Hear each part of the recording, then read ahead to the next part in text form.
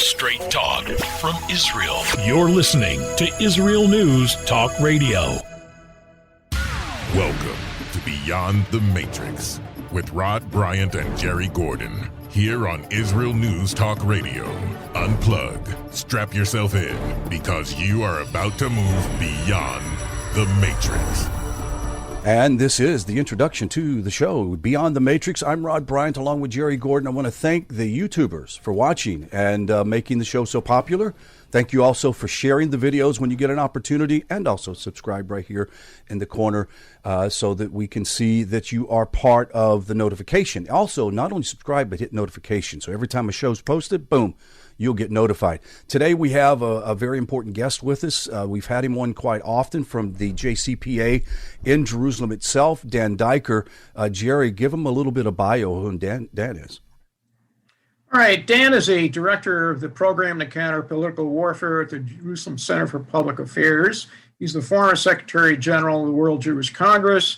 He's the editor and co-author of a whole bunch of monographs published by the JCPA, the most recent of which was an article, The Alignment of BDS and Black Lives Matter, Implication for Israel and the Diaspora.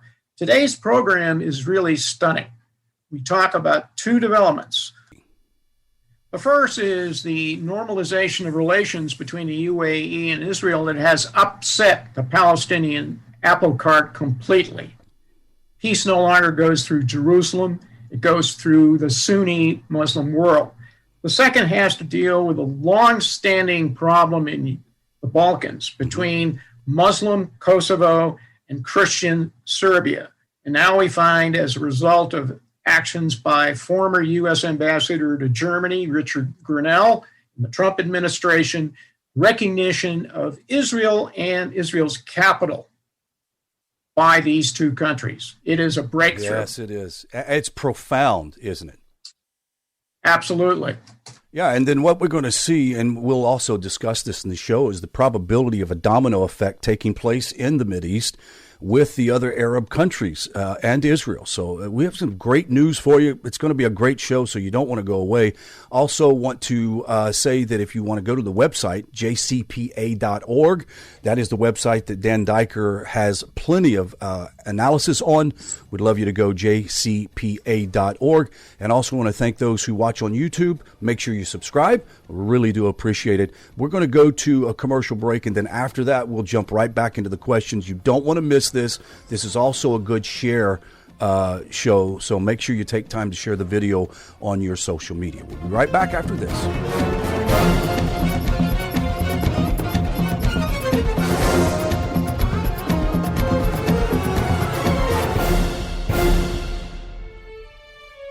Israel is located in one of the most volatile areas in the world. Israel is an island of stability in a sea of war and unrest. In the midst of this turmoil, Israel stands out as a beacon of order and human progress. Each week we update you on what's happening in this, the Jewish state, a true light unto the nations. This is Jay Shapiro. Join me every Thursday on Israel News Talk Radio.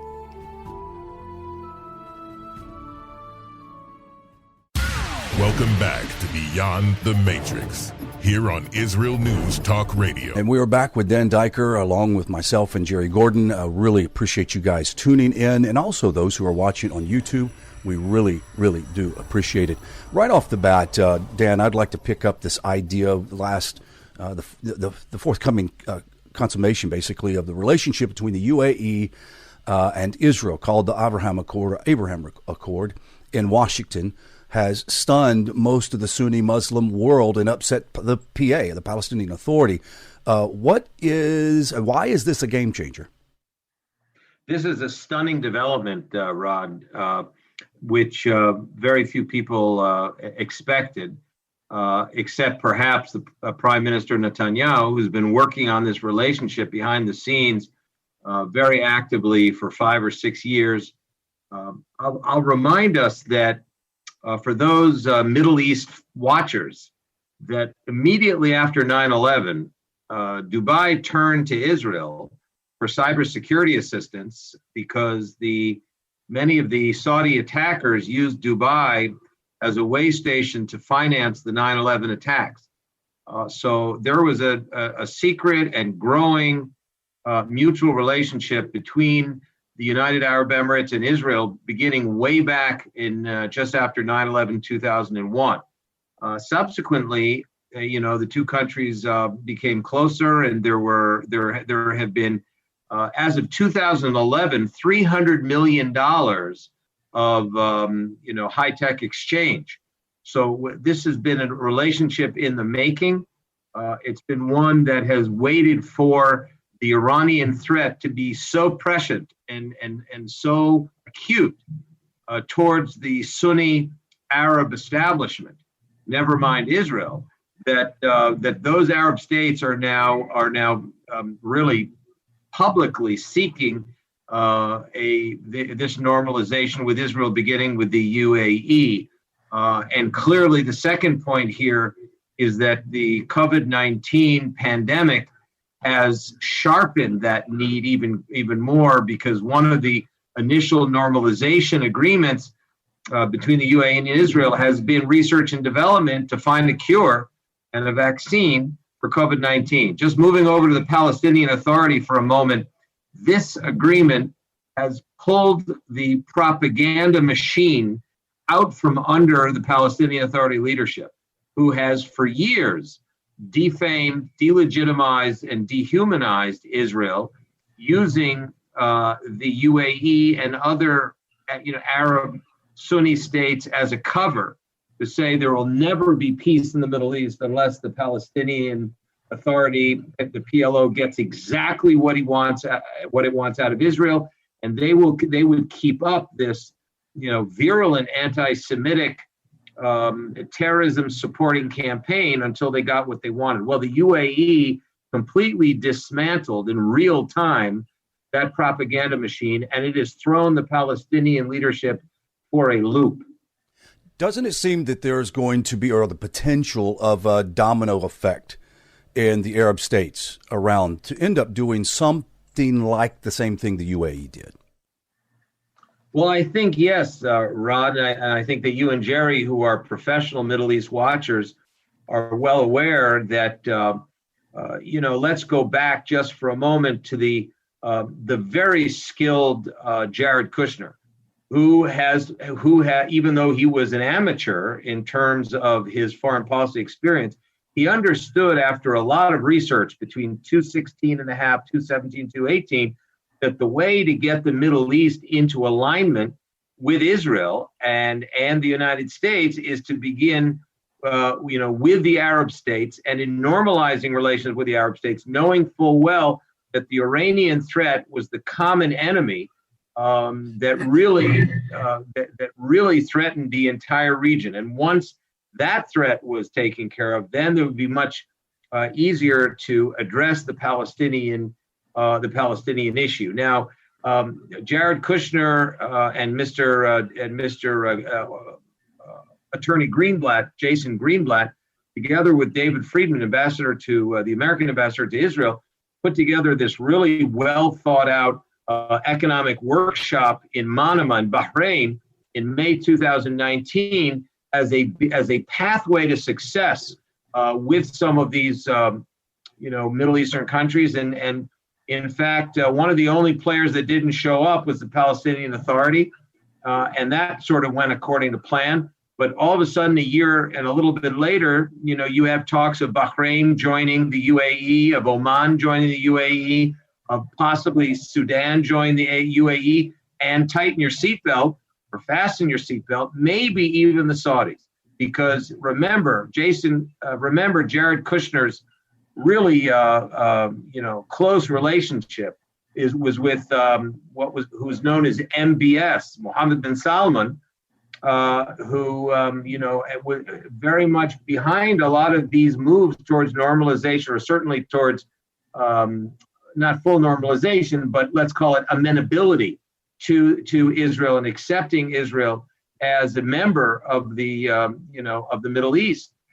This is I cannot overstate the extraordinary development here with these states, and I think we will see in the coming weeks another state, and maybe even the Saudis, who want Donald Trump to be reelected more than half of the United States, for sure. Wow, that's a very profound statement. Jerry, go ahead. What's been the impact of this stunning announcement, frankly, on a subject that's very close to you in your group, the normalization of Palestinians and Israeli Arabs? Well, that's a key question, Jerry, because as you know, I wrote a book, a compendium called Defeating Denormalization, which is the inverse of saying advancing normalization. I spoke about it on your show about a year and a half ago. Mm-hmm. And here you have the UAE, advancing regional normalization when the three of us were talking about, very narrow sense of normalization between Israel and West Bank Palestinians and the Israeli Arab community. Well, so here we have it. The UAE deal really sets the new standard for the acceptability of normalization between Israel and the Palestinian middle and upper classes, and there are such things in the West Bank, Judea and Samaria, as well as the bazaar in Gaza. Which is suffering, the middle class in Gaza is suffering terribly from their Hamas overlords that are being financed and backed by Iran and financed by Qatar. Qatar is trying to play, the sort of this mediating influence right now in Gaza.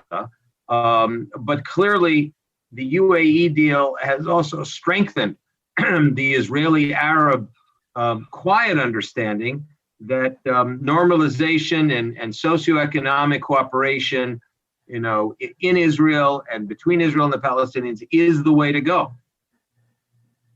Having said that, I noticed that the PA is rushing off to a meeting in the short distance with a resolution trying to corral all 22 members to support this hoary doctrine of peace goes through you-know-where, Jerusalem. What do you think? That's true. That's true, Jerry. And you know what that's been met with? Thunderous silence on the part of the Arab League. The Palestinian Authority today are the bastard children of the Sunni Arab establishment.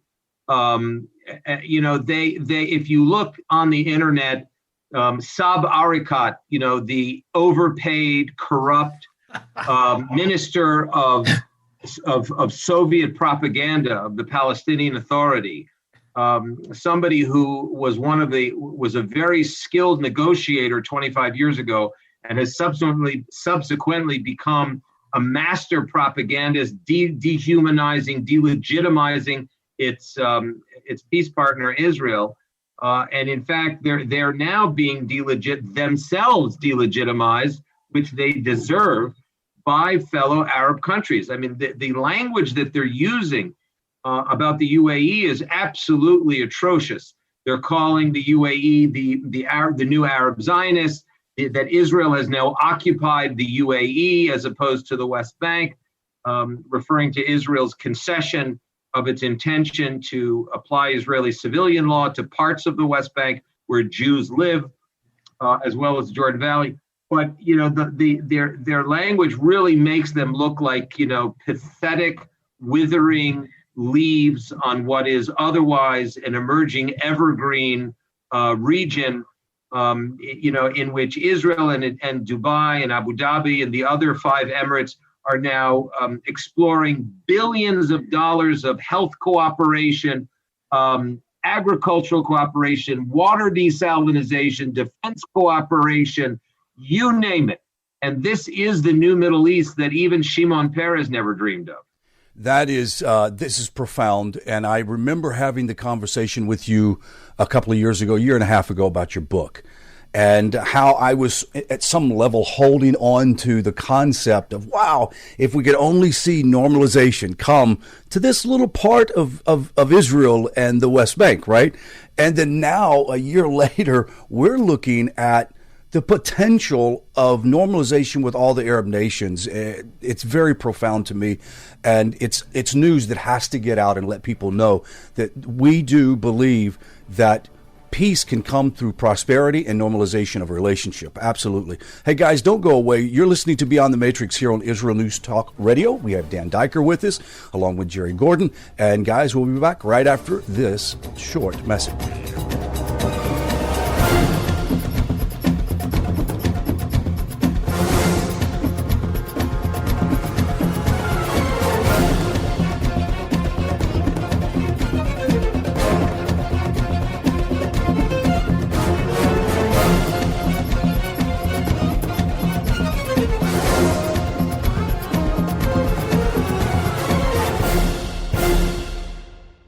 The Tamar Yona Show. Tamar? She's sassy. She's smart. She's funny. But she's also a real Jewish mother. Hi, everybody. I'm Tamar Yona. And yes, I can be all of those things. But at Israel News Talk Radio, I'm here to bring you the news stories and guests that you may not hear anywhere else. Join me live on air Sundays, Mondays, and Tuesdays for the most unique and bold talk radio in Israel. The Tamar Yona Show. The return of the Jewish people to the land of Israel was prophesied in the Bible thousands of years ago and is coming true today. Shalom. Join me, Josh Wander, on Israel Unplugged. Listen in as we delve into the spiritual and physical aspects of the Jewish return to Zion. We'll discuss the biblically mandated, historic, and of course practical understandings of this incredible transition from exile to redemption. That's Israel Unplugged, every Monday on IsraelNewsTalkRadio.com. Psalm 23, the Lord is my shepherd, I shall not want. Did you know this psalm and many others were composed by a Jewish shepherd and musician who later became a king? Would you like to know some of the inner meanings of Psalms to help you connect with God and strengthen your soul? An exciting and easy-to-read book is now available which will help you do just that. Software for the Soul, Psalms for Everyone, available on Kindle, Audible, and Amazon.com. Software for the Soul. Modesty at the beach? It isn't just about body image. It's about feeling good. Modest swimsuits, so we don't get burned by the sun. So we won't get ogled by strangers. So we'll feel free to express ourselves without the need to expose ourselves. Let Marcy Modest help you to cover up what you want, how you want. Made in Israel. Visit marcymodest.com. That's MARSEA modest.com. And get a 10% discount on your first purchase.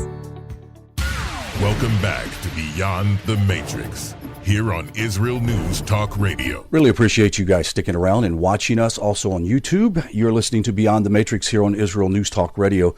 And we have our very beloved guest, Dan Diker, great analyst, great information. We're discussing the normalization, basically, of the relationship between the UAE and Israel. But we've also been examining and heard some good input from you, Dan, about the fact that this normalization could spread to other countries, so which would be quite amazing. Jerry, go ahead. You had a question you wanted to ask. Dan, before the break, you mentioned a renowned negotiator for the Palestinians, Saeb Erekat. It turns out that he's going to be involved with a program at your alma mater, Harvard University, regarding development of diplomats. And given what we know about Erekat's track record in terms of negotiating peace between the PA and Israel, isn't that a problem? Well, Jerry, I think it really is a problem. I think that Harvard is really stuck. You know, Harvard, one of the bastions of liberal education, I think on this issue of the Middle East and specifically Israel, has allowed itself to be dragged, into a cesspool of radicalism, especially when it comes to somebody like Saeb Erekat, who started as, a very well-heeled, a well-educated negotiator back in Oslo in the late 1980s, early 1990s, and he's simply become a master propagandist. There isn't an adjective from genocidal to racist to apartheid that Saeb Erekat hasn't spewed in order to characterize the Jewish and democratic state, his peace partner, in order to defame, dehumanize, delegitimize, the state of Israel. And the fact that Harvard University would actually pay such a person to come and quote unquote mentor students would be tantamount to Osama bin Laden or Assad or Omar Barghouti, the head of Hezbollah in Lebanon, to mentor students. It's the same. They have the same approach to Israel. Right. His goal is to dehumanize and delegitimize Israel's right to exist, and he thinks that that's called pro-Palestinian. And unfortunately, there are certain people that fund these programs that are unaware of Arafat's extreme and hateful Jew hatred, and they call it, in the name of academic freedom, to have such a person. By the way, such a person, he can't even get in. The State Department won't let him in to the United States, so he has to do it by Zoom. But I truly hope that Harvard wakes up in the same way that they wouldn't have the Ku Klux Klan come in and counsel white students, about relations with Black Americans. They should not have Dr. Saeb Erekat mentoring students about relationships between Palestinians and Israelis. I tell you, the metaphor that you've used with using certain elements of society, especially the KKK, teaching about race relationships between whites and blacks, it's so ludicrous but obvious at the same time that something should be done about it. Let me ask you this real quick. How significant, first of all, Jerry, in that line of thought, have you finished your questioning? I did. Okay.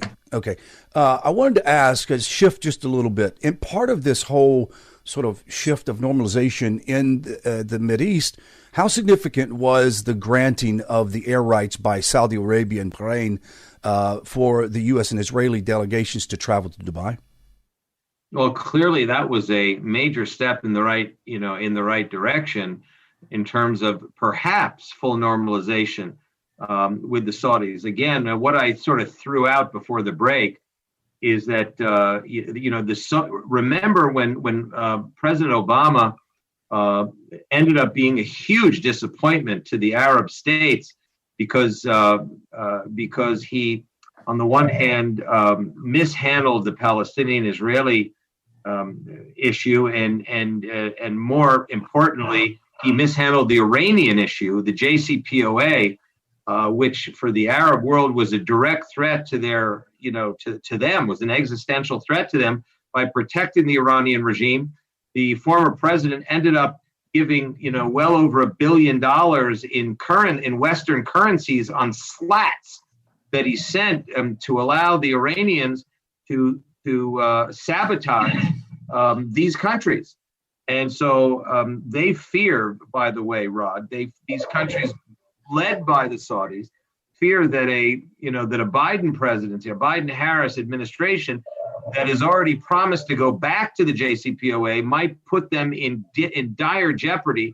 And that's why the Saudis will do everything they can in order to normalize relations with Israel so that they can allow Israel to protect them against the Iranian regime. Because remember, Israel has the capability, the weaponry, the technology, the know-how, and the political will to fight the Iranians. It's the only country that has continued to fight the Iranian regime and their proxies in Syria and Lebanon, and the Arab world knows that, and that's why you're seeing now the operationalization publicly of an Arab-Israeli alliance against Iran. And how is the potential U.S. UAE sales of the F-35? Well, Jerry, as you asked that question, there is a real sort of dramatic internal discussion going on about that particular issue. We're very aware of the New York Times story that came out just the other day, claiming that Netanyahu knew about the F-35 sale before the announcement of the UAE deal with Israel. Look, it's very clear to those that have watched Israel in the Middle East that Israel's QME, their qualitative military edge, is the national security term, which was guaranteed by the United States for decades, that would continue, and that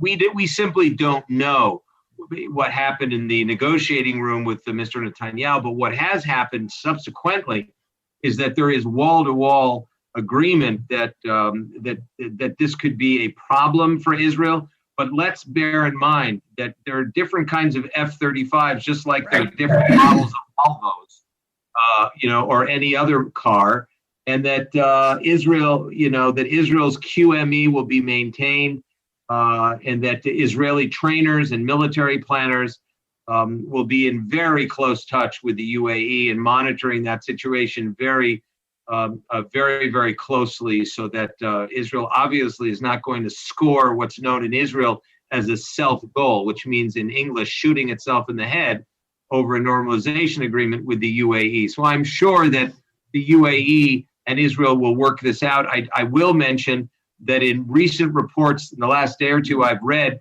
UAE officials have simply said to the Israelis, stop talking about it, which means that they understand, I think, the sensitivity, and I'm sure that will all be worked out as we move forward with our new Arab peace partners. Point of information, this past spring, before the COVID closed down everything, I was in the company of both an Israeli F-35 pilot and a UAE pilot schmoozing at an outdoor restaurant here in Pensacola. So the kind of things that we're concerned about, has passed the bar at this very moment. Right. Look, also this helps to sort of feather the bed a bit for the UAE to realize that they're giving a nod, or have been given a nod from the West to say, okay, let's make this deal sweet for you.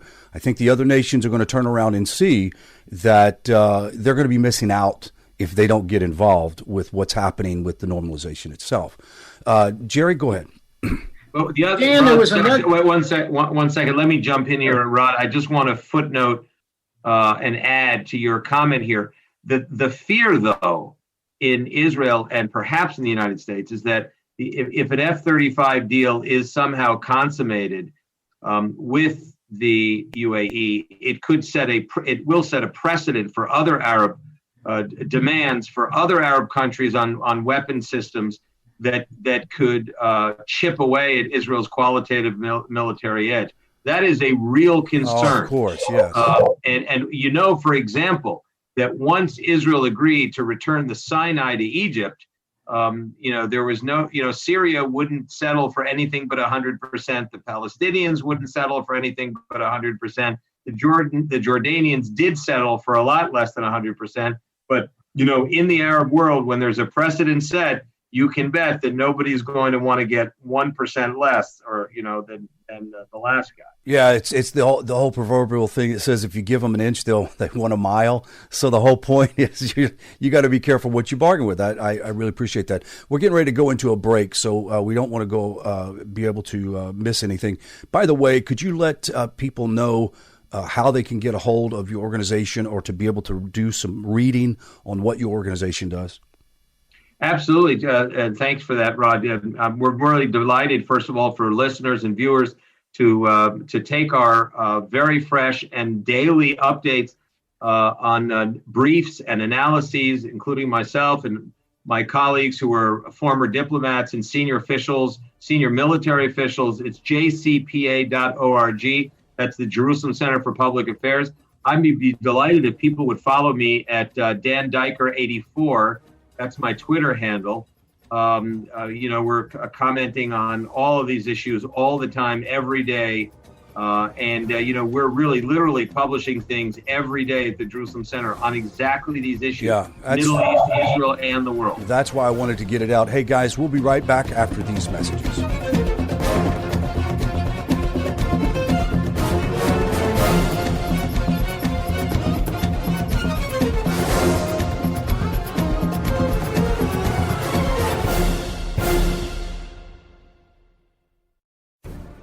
In a time where feelings have become fact, where rational thought and common sense has disappeared, one man stands above it all. I'm Howie Sobiker, your political hitman. Political Hitman airs every Tuesday at 11:59 p.m. North American Time, 7 a.m. Israeli time, only on Israel News Talk Radio. Are you interested in transforming your life, drawing closer to the Creator, and uncovering the deeper meanings and hidden treasures in the Hebrew Bible? Then join me, Rav Yitzhak Michelson, and me, William Hall, on the Science of Kabbalah, where we are seeking to narrow the gap between what we understand of our physical and spiritual worlds. So make sure to tune in every Tuesday at 5 p.m. Israel time, 10 a.m. Eastern Standard Time, here on Israel News Talk Radio.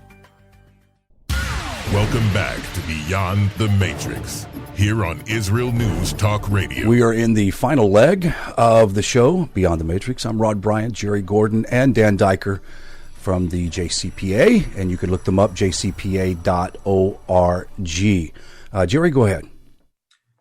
Dan, there was another stunning diplomatic development, and that occurred in Washington last Friday, as it turned out, in an announcement by former U.S. Ambassador to Germany and former interim Director of National Intelligence, Richard Grenell. He's a pretty talented guy. Something concerning diplomatic recognition of Kosovo and Serbia, and also the movement of their embassies to Jerusalem. How significant is that? Well, it really is. It's really a bombshell announcement, Jerry, because those of us who are old enough, I know you guys aren't old enough to remember back in the 1990s in the Balkan War. How much do you love me for that statement? We'll put a check on Beyond the Matrix. There'll be a check in the mail. And what's that? There'll be a check in the mail.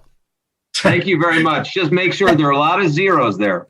Okay. And I think many of our listeners and viewers here will remember the horror of the Balkan War and Serbia and the murder of thousands of Kosovars as a member at the hands of the Serbs and also the murder of Serbs. It was just a horrible Holocaust-like ethnic cleansing situation in the Balkans. And back in which was resolved, of course, through the tremendous efforts of Richard Holbrooke, a blessed memory, a great American diplomat. And then what ended up happening subsequently is that after years is that we noticed in the Middle East that the Palestinian Authority was looking at Kosovo, which in February 2008 announced its unilateral push for statehood and asked that the UN submit Muslim majority Kosovo push for unilateral statehood to the International Court of Justice, away from which is the legal arm of the UN. And what we noticed though in Israel is that the Palestinian Authority was modeling its own, sorry to say, but total violation of the Oslo interim accords. They were modeling it after Kosovo. If you remember, Salam Fayyad, who was the erstwhile Palestinian Authority prime minister for some time, even though he was kicked out because he wasn't a Fatah member, he used and Yasser Abed Rabo, they used the Kosovo unilateral push for statehood model, and they wanted to apply it to the Palestinian case in total violation of Oslo. This frightened Israeli diplomats and government officials. So Israel never recognized Kosovo, even though Kosovo was always friendly to Israel, protected its Jewish minority during World War II, allowed the 100 or so Jews there to live freely as Jews. And recently, Jerry, as you just mentioned, there has been this extraordinary, stunning development where both Muslim majority Kosovo and Christian Serbia have mentioned their readiness to recognize Jerusalem as Israel's capital in order to get the reciprocal recognition from Israel, certainly on the Kosovo part, for Kosovo. I think if you dig a little bit deeper into this sort of complex story, the Serbs had always backed the Palestinian Authority in their 2012 quest for unilateral UN support for UN sanction for a Palestinian statehood, and that sort of annoyed the Israelis. But nonetheless, the Israelis still did not support the Kosovars, which you thought they would.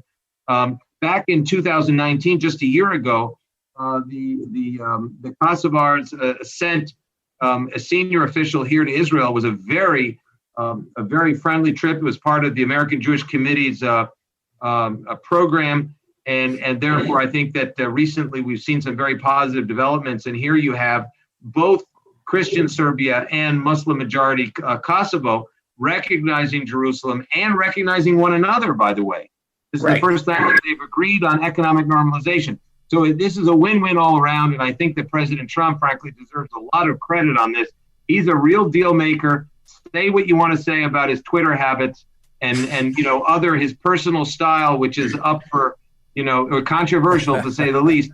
But he knows how to make deals, and he's been doing it in the Middle East, and now he's doing it with, these former European enemies. Just a quick question. What do you think that Israel's consternation in the whole Kosovo recognition, what was behind that pushback on that? Well, as I said before, Israel was very suspect that if it recognized Kosovo, that it would trigger other separatist movements, just like in Spain with the Catalonians, as well as in with Turkey, with Morocco and Western Sahara, also with China and Tibet. In other words, it would trigger separatist movements, and then the Palestinians would just sort of latch on to those movements, and it would put a lot of international pressure on Israel. So Israel didn't want to jump on that Balkan bandwagon. Yeah, makes sense. Jerry, go ahead. Dan, Hamas and Hezbollah have held meetings seeking to expand terrorist activities in the region against Israel, despite the recent Beirut port blast that devastated Lebanon. What policies do you think the U.S. and Israel should undertake about Lebanon to address this threat? Well, Israel's policy towards Lebanon has been one of Lebanese central government. You are responsible for terrorist or insurgent actions that take place in your country and towards our country. And so this has been a policy of what they call sovereign responsibility, not absolving Lebanon, even though one can argue it's a failed state that today is controlled by the Iranian regime and the Hezbollah proxy everywhere from central and from the middle of Beirut in the Dahia neighborhood in Beirut all the way south. So one is called sovereign responsibility, and making sure that the official government actors in Beirut are put on notice that they're not being given a free pass. Number one. Number two is exactly what Israel's doing right now, which is coalescing Arab partners in advance of any possible action against Iran and its proxies. Let's remember, Iran has proxies in almost every country, from Iraq to Syria, across to Lebanon, down to Gaza, in Yemen, with the Houthis. So it has done a fairly effective job in subverting almost nearly every Arab country, in the region, and it's also working North Africa as well. So, but Israel is building coalitions, and I think I think that is one of the major outcomes of the UAE Israel. It puts the Iranians on notice. This is a major blow to the Iranian regime. Because remember, Iran is also surrounded by Arab countries as well as Azerbaijan. And so, wherever there is a friendly Arab country, you better watch out, because Israel's going to be there on the ground. And this completely changes the balance of power between Israel and the Iranian regime. And I think the mullahs are adjusting their senior diapers and shaking in their boots. I want to ask you this question. We know that Israel's been working on these relationships for many years, and we're just now seeing the fruit of that and actually getting knowledge of it. How long do you think Israel's been working behind the scenes, either through diplomatic sources or the Mossad, whatever? How long do you think they've been doing this in the background? You mean with Arab countries? With the Arab countries, yes. Sudan, etc. Well, Israel has had relationships with countries like in the Red Sea area, like Eritrea, Southern Sudan for years, secret relationships, and people know this. This is public record stuff. Again, after 9/11, we started to see, some of those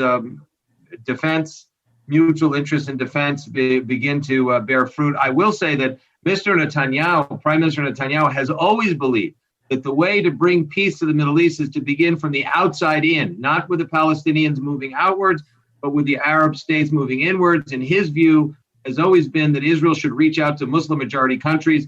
He dispatched Ambassador Dr. Dori Gold, who's the president of the Jerusalem Center, when Ambassador Gold was a special envoy. He was also Director General of Israel's Foreign Ministry, 2015-16.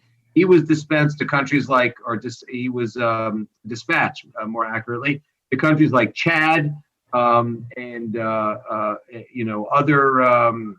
other Muslim majority countries in Africa, and as well as to the UAE and other Middle Eastern countries. So Prime Minister Netanyahu really deserves a lot of credit. He has worked behind the scenes. He's been prime minister for 11 years, and he's done a lot of regional work. And that regional work has borne fruit, much to the dismay of the Palestinians, but much to the, I would say, celebration of the rest of the region. And it will turn out that the Europeans, if the Europeans sort of get with the program and understand that there is a new Middle East, they'll have to sort of admit that they were dead wrong on the Palestinian issue. But hopefully, the Eastern European republics will help the Western European republics understand the reality that we're living in the Middle East. When you see the actual product that is being laid out with some of these Arab countries and Israel, it won't take long before the propaganda that's thrown out about how Israel is such horrible terrorists, they're vicious, they're going to take over the Arab nations, et cetera, and then to find out, no, they're the actual nice guys on the block. It sure changes the whole paradigm of what is to be talked about. We are completely out of time. Dan, thank you so much for joining us. If you want to check out the website, jcpa.org, and we'll see you sometime next week at the same time. Shalom. Where can you get the inside news on Israel? At Israel News Talk Radio, we're dedicated to sharing Israel's inside story with the world by providing our listeners with news on Israeli politics, current affairs, and Israeli Jewish culture. The Israel News Talk Radio homepage also provides you, the listener, with useful information at your fingertips, with scrolling news headlines, weather, currency exchange, Shabbat candlelighting times, and so much more. Our radio programming is always accessible and on demand. We operate absolutely free of charge for everyone, everywhere. If you love what we do, partner with us now by becoming an Israel News Talk Radio supporter. With your support, you'll be inscribed on our Israel News Talk Radio Wall of Fame. There's nothing like us in the world. Be part of something great. Israel News Talk Radio. Straight talk from Israel. Howdy, this is Rita from League City, Texas, now living in Israel. And though my heart may have belonged to Texas, it now belongs to Israel and all the fantastic show hosts at Israel News Talk Radio. Hi, this is Michael Solomon from Kiryat Arba, Israel. And why do I love listening to Israel News Talk Radio? Because I love listening to the interesting interviews they do and their news reporting that most other media sources don't cover. Hey, this is Nicoleko from Malmö, Sweden. It gets pretty cold here in Sweden, so I love cuddling up with a warm cup of tea while I listen to Israel News Talk Radio. Hey everybody, this is Frank Morris from Tennessee. Me and my dog Buster really love listening to Israel News Talk Radio. You're listening to Israel News Talk Radio.